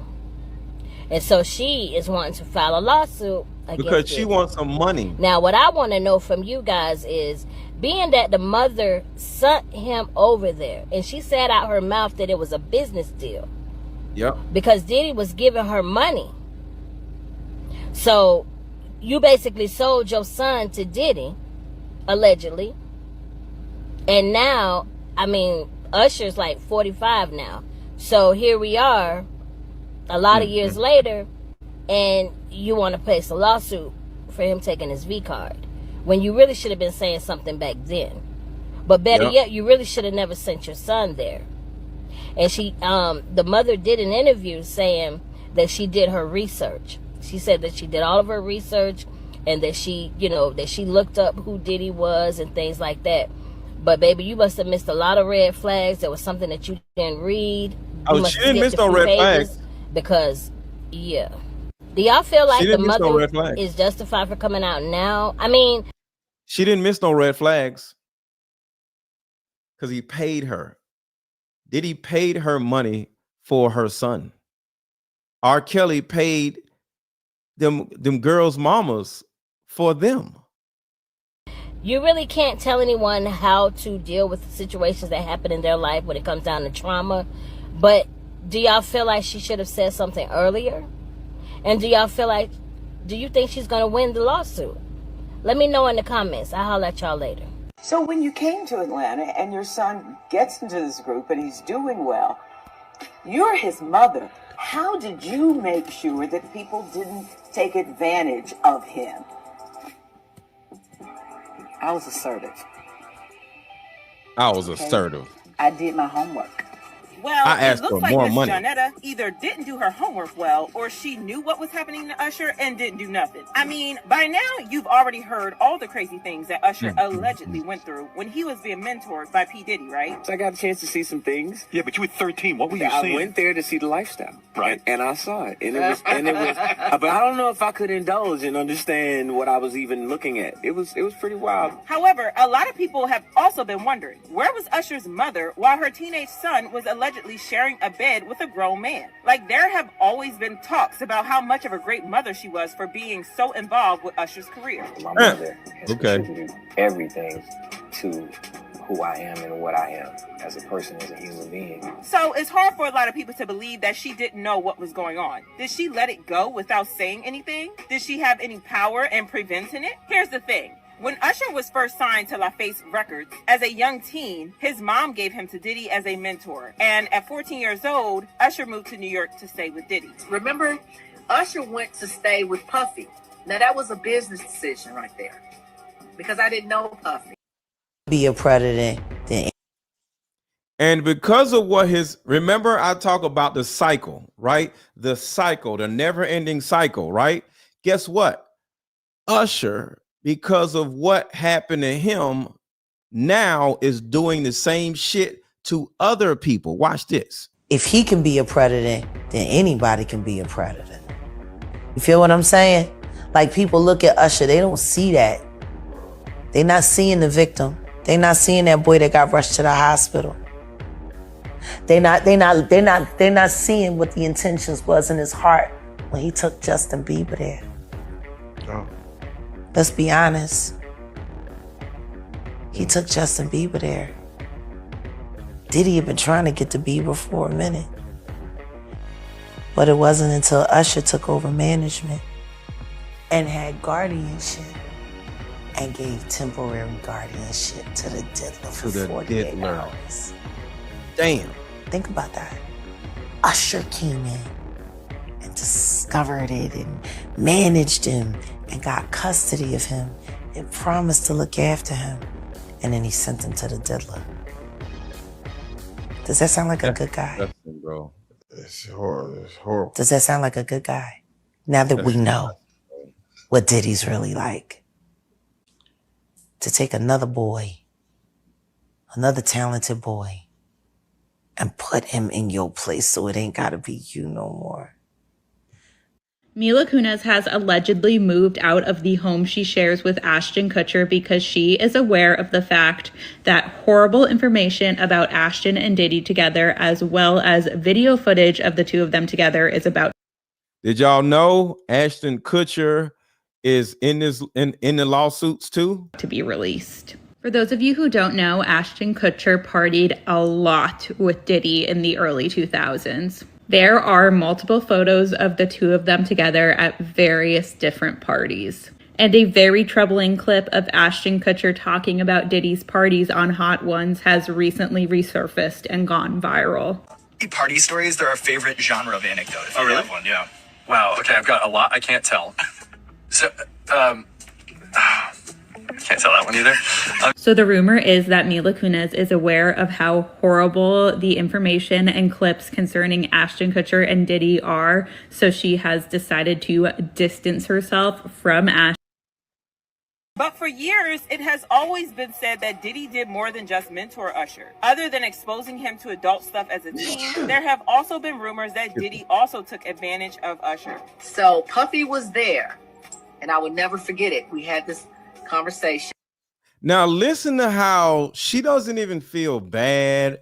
Like if you found out that your son was M-worded by by a guy that you introduced him to, which isn't crazy because a lot of y'all mamas introduced a man to y'all and he ended up M-wording y'all.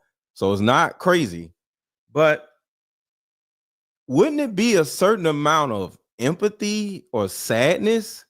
Listen to how proud she is just talking about introducing her son to this monster and him leaving with his ass bleeding. I am and what I am as a person, as a human being. So it's hard for a lot of people to believe that she didn't know what was going on. Did she let it go without saying anything? Did she have any power in preventing it? Here's the thing. When Usher was first signed to LaFace Records, as a young teen, his mom gave him to Diddy as a mentor. And at 14 years old, Usher moved to New York to stay with Diddy.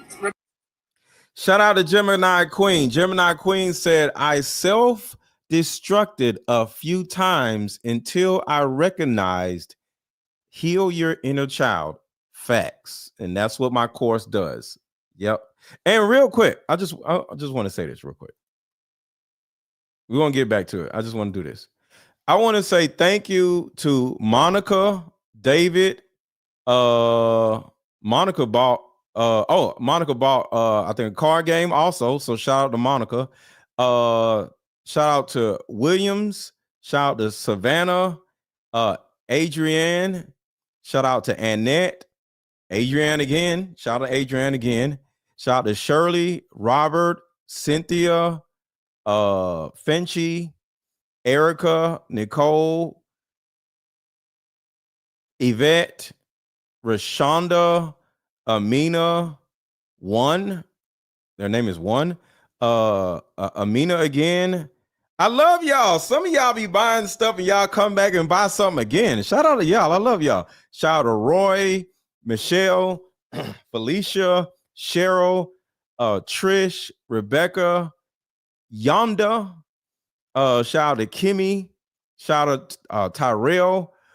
All these people have just bought my my attachment style course. So shout out to y'all. Thank y'all so much. Thank y'all so much. If you have not bought my course, it is only $14.99. It's only $14.99. And the normal price is $37. So hit the link now that is in the chat or under this video and buy the course, because right now is $14.99. You ain't got $14.99. Come on now. I thank you to all the people who bought, but is 150 people watching. What about the other 100? Why y'all ain't bought? It's only $14.99. Click this link and learn your attachment style and learn how and why you keep attracting the same type of person over and over again. It's your attachment style. Usher went to stay with Puffy. Now that was a business decision right there. Oh, because business I didn't decision. know Puffy. I didn't Oh, but he gave you some money though. He bought your son from you, you bitch. know him. But for years, it has always been said that Diddy did more than just mentor Usher. Other than exposing him to adult stuff as a teen, there have also been rumors that Diddy also took advantage of Usher. So Puffy was there, and I would never forget it. We had this conversation, and he said, "You're gonna have to trust me." Now, do you want to tell me that Usher's mom was not seeing what was happening, yet literally everyone else saw how much Usher was being exposed to some weird things? Ed Lover even once recalled a time when he went to the club and Usher was drinking himself crazy. And I look to my right, and there's a kid standing there drinking champagne.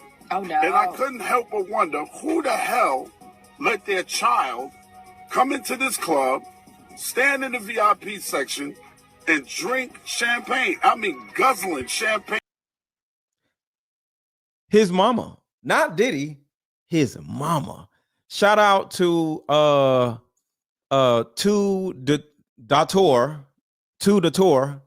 I think I'm saying it right.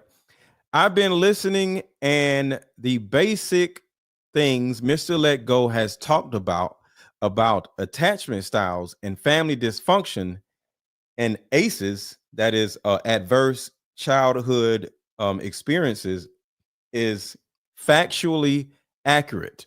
Thank you. I appreciate that. I appreciate that. Yeah, people love to sit here and say, "Oh, you don't know what you're talking about. Oh, where are your credentials?"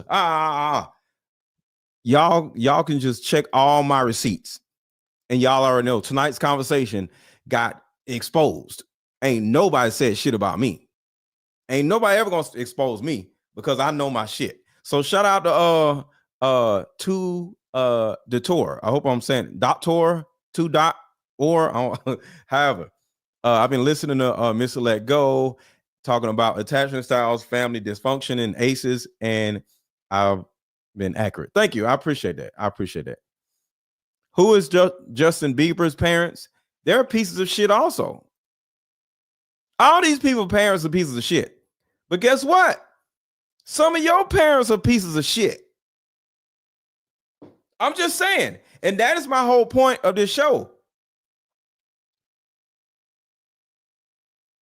Forgive your piece of shit parent. We can talk about Diddy's mom all day, but your mom ain't shit either. And it's important for you to, one, acknowledge that she ain't shit, if she ain't shit, and two, forgive your mom for not being shit. You see how that works? Some of y'all moms ain't shit either. Out the bottle. What's up, John? Then he said that it was only after Usher's album dropped that he realized that the child with P. Diddy at the club guzzling champagne at the VIP section was Usher. And Usher himself said that when he was living with Diddy, he got to witness things that a teenager should never be exposed to. What I did say is that there were very curious things taking place, and I didn't necessarily understand. That's my brother right here from day one. We used to wake up and, pause, but like, check this out. Now, y'all see that, right? We used to wake up because they used to sleep in the same bed together. I think one of these videos talk about how Usher and Diddy used to sleep in the same bed together. now new reports are saying that Diddy and Usher had a situation, which eventually landed Usher in the hospital, and that led Usher's mom to come forward and confront Diddy. So apparently, Diddy couldn't stop playing with him, and this landed poor Usher in the hospital. Gene Deal confirmed this during an interview. If you don't mind me asking, because I know the topic is sensitive, what happened to Usher? I heard about some music executive from the industry back in Harlem. You know, I heard it from some music executives back in Harlem. And I'm not going to speak on their name. They doing programs and everything like that, and they may be doing some programs. They may speak on it themselves. but I heard it from some music executives. Where did you hear? Bro, you know how people be talking, and we was around some people, something like that, and then some people might say, "Yo, I don't F with that dude." And at the time, I didn't even know who the F Usher was. You know what I'm saying? It was one of those type of situations. And when somebody say, "Yo, man, I don't F with them. I'm getting out that industry and everything like that." You know, Puff sent this little kid to the hospital. How he sent him to the hospital? Man, bleeding from the, and that's what was said. But I didn't even have a name for the kid at the time. Damn. Then you heard, and that's what happened. So, and just to hear this, and this new thing where they saying that they got kids coming forward and said that he did that, man, that's crazy. And like I just said, that's just something that I heard. Now, while all this was being revealed, several people have called out Usher's mom for not doing nothing back then. And they saying she wanted fame for Usher, so that's why she let things go. But according to her, she had no idea of what Usher was going through. In another interview, she said she made the right call and had diligently done her homework. She made the right call. A lot of positions that I think I was put in where I had to make very tough decisions in my life about who I would be. I was 13 years old, and being 13, having that type of exposure, it was cool to go to Howard Homecoming with Puff. It was great to be able to go to Club USA or the Supper Club with Puffy in that time, or the Tunnel. But these are places that a 13-year-old probably should not be. Most kids will be excited about it. Most kids are trying to figure out how to be around hot girls, pretty girls. I'm around grown women, and I'm seeing them do things and have experiences that I'm not quite ready for. I think that he was just trying to show me the lifestyle. However, that's not what I was there for. I was there because I wanted a career, man. So we would fight, we would tussle. More than often, I think Puffy would say, "Man, you gotta chill, just a little bit too intense. You gotta relax." No, man, I'm here to work, man. I ain't sang in a week. I'm 13 years old, hanging on this man as though I am the manager. I am the spokesperson for Usher. And I'm telling him, look, you're gonna put me in the studio, man. You got Biggie Smalls in there, you got Craig Mack in there. You're gonna make me a priority too. I'm not here to party with you. I don't wanna go to the clubs. Matter of fact, I'm too young to even be in here. Why you got me in clubs? I think as a kid, I realized, hey, look, that's not my ring. That's not my moment. That's not my bottle. That's not my drink. That's not my celebration. So I'm not here to celebrate. I wanted people to be excited about me the way that they were excited about him. Frank Lucas is probably one of the first Hollywood systemic drug dealers that we knew about. And Frank Lucas had an incredible system of drugs. But you say, why are you talking about Frank Lucas and drug dealing right now in a conversation like that? Because Frank Lucas's driver was Melvin Combs. Melvin Combs, who was murdered at 33, left a 2-year-old son behind. And Melvin Combs was a drug dealer. Melvin Combs, Frank Lucas's driver, and Frank Lucas was the driver of Bumpy Johnson. And Bumpy Johnson also was an organized gangster. You say, man, you're taking this conversation down. This is the barbershop. But here's why history is important, because Melvin Combs at 33 left a 2-year-old son, Sean Combs. And when you ask yourself the question of how in the world could Sean Combs move to where he is right now, you should have compassion if you only knew the history. Facts. Puff father sold some drugs to one of their undercover guys. You understand? They arrested him because they had cops on the payroll to, see what you about. He said they brought him the tape and the written confession that Puff father signed. So I was like, yo, he said, we gave him $10,000. It was a New York City cop. $10,000. He worked for them. He said, we gave him $10,000. Puff father said that he only told because he had a wedding to go to, which I thought was hilarious. You understand? This is coming from New York Freddie. So he said that I wanted to talk to Puff, but he wouldn't take my calls. He wouldn't see me. He said, I wanted to let him know that I told the guy Y'all got to get rid of him. Y'all brought him in. Y'all got to get rid of him. So all these people talking about he worked for Frank Lucas, he worked for that part like that. He may have gotten some things from them or whatever, did some work. Nah, he worked with New York Freddie team. And New York Freddie told the dude to get rid of him. Now, if Puff Father was all that big of a gangster and he was all that and everything like that, why is he driving a cab? Boy, welcome to the show. What's up, big brother? How did you two come together? I mean, this is really a special relationship, so this is big for both of you, but how did you come together? Love. Okay. Team On love. a website or like what? So right here is another example of Diddy prolonging the cycle. So now Diddy done made French Montana gay. And now Diddy and French Montana are actually this gay couple. It was kind of like on a low, but French Montana and Diddy were boyfriend and girlfriend, or boyfriend and boyfriend, whatever you want to call it. But this is how having childhood trauma turns around and it causes you to cause trauma in other people. Now, if Puff Father was all that big of a gangster and he was all that and everything like that, why is he driving a cab? Boy, welcome to the show. What's up, big brother? How did you two come together? I mean, this is really a special relationship, so this is big for both of you, but how did you come together? Love. Okay. Team On love. a website or like what is that? Hey, yo, man, check this out. We made it, man. Yeah. All the nights we talked about being on the couch together, we here. Look, like right now, being in the present. All the nights? Okay. That's Ellen right there. You Yo. did it. You know what I'm saying? You did it, baby! You did it, man! Oh boy, welcome to the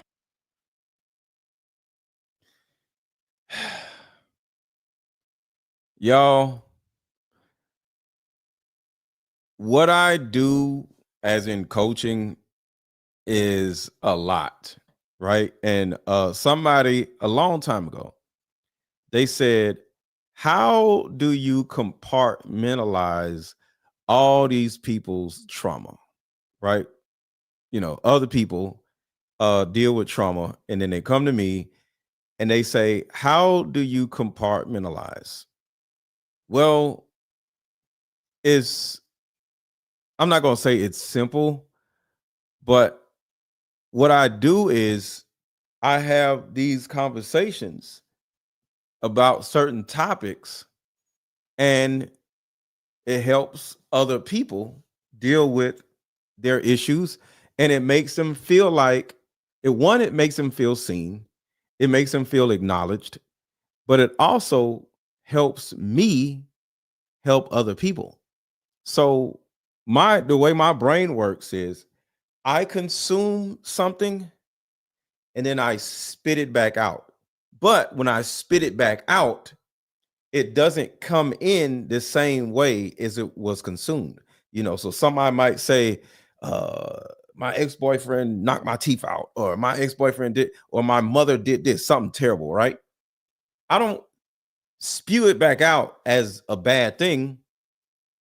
When it comes back out, it comes in my content, it comes in my concepts, it comes in how can we learn from this? How can we break the cycle? How can we, stop these things from happening? And now I'm not going to say trauma, but hearing all these people traumatizing stories, when I'm able to articulate solutions to the traumatizing stories to y'all, it helps me, if that makes any sense. Because I think it's important for anybody, was a therapist, anybody, to not just hear all these terrible things and just hold them in. So I speak on all these things and it makes me feel worthy. It makes me feel helpful, because as a man, I can only speak for myself. As a man with me, me serving my community, helping people, me offering a course, me offering products, me offering advice helps people with their trauma, and it makes other people feel like they're not alone. So yeah, I might sound crazy when I be like, well, your mama ain't shit either. Or your mama let your brother, your uncle do this and that. Or your mama is just like Janice Combs. It's not meant to sound away, but it's true. A lot of the things you ladies and some of you men went through, it's the same thing Diddy went through.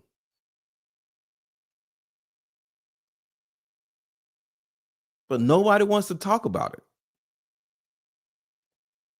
So it is what it is.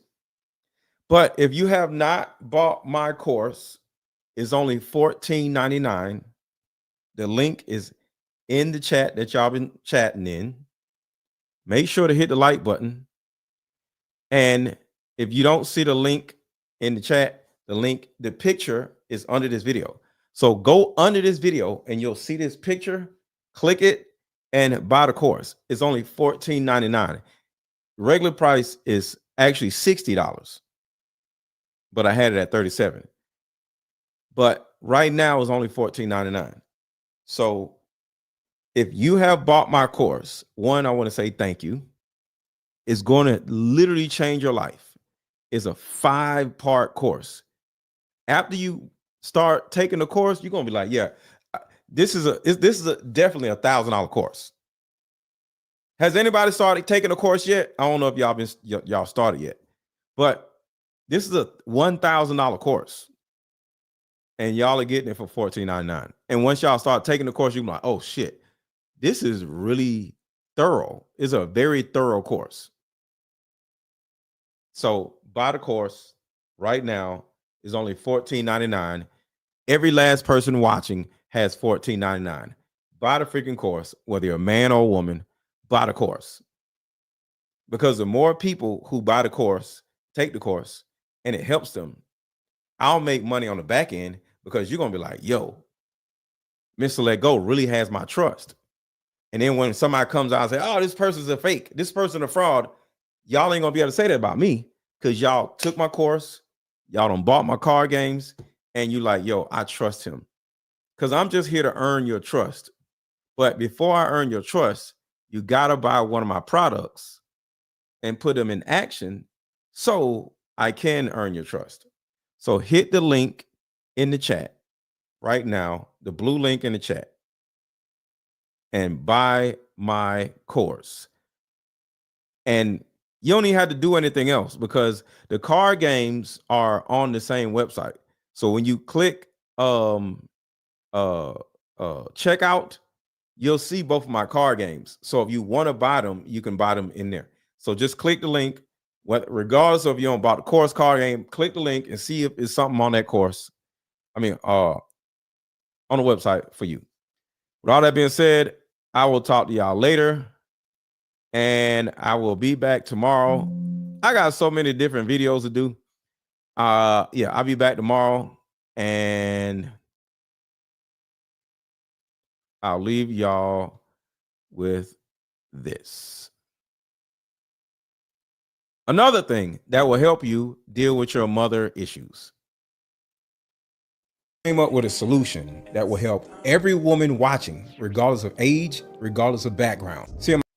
See you tomorrow, Brown Sugar. My 7 years of coaching women, the number one thing that I hear in my coaching sessions is her issue or tumultuous relationship with her mother. So what I've done is come out with a card game that will actually help mothers and daughters come back together. We have to get to the source of a woman's pain, her inadequacies, her insecurities, and heal that little girl inside of her before she goes out in the world as a woman. I call Like Mother, Like Daughter therapy in a box. Therapy in a box is 50 questions for the daughter to ask the mother, questions that you always wanted to ask, And it's also 50 questions for the mother to ask the daughter. But when you're able to ask the questions that you always wanted to ask to your mother without her getting upset, without her pulling rank on you, the lines of communication are now open. When women are finally able to forgive their mother, relationships outside of the household would then blossom. Because for most women, there's a hurt little girl inside of her that never had an opportunity to be seen or heard. But all that stops when you buy my new Like Mother, Like Daughter card game.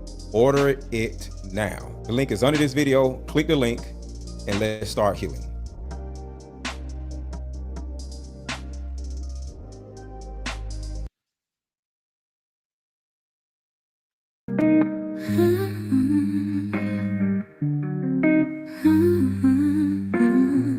Mama, sit down, let's play this game. In these cards we heal our pain.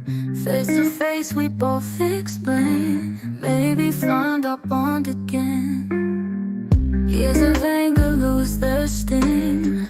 We both said some hurtful things. Let these questions heal broken strings. Let this game and fractured wings. Like mother, like daughter, we are the same. You'll see when we play this game. My inner child just wants to be seen. I forgive you, do you forgive me? The hurt, the neglect and disrespect, wounds can be healed in these two decks. Even though our past attempts have stalled, Mama, please just don't withdraw. Like mother, like daughter, we are the same. You'll see when we play this game. My inner child just wants to be seen. I forgive you, do you forgive me?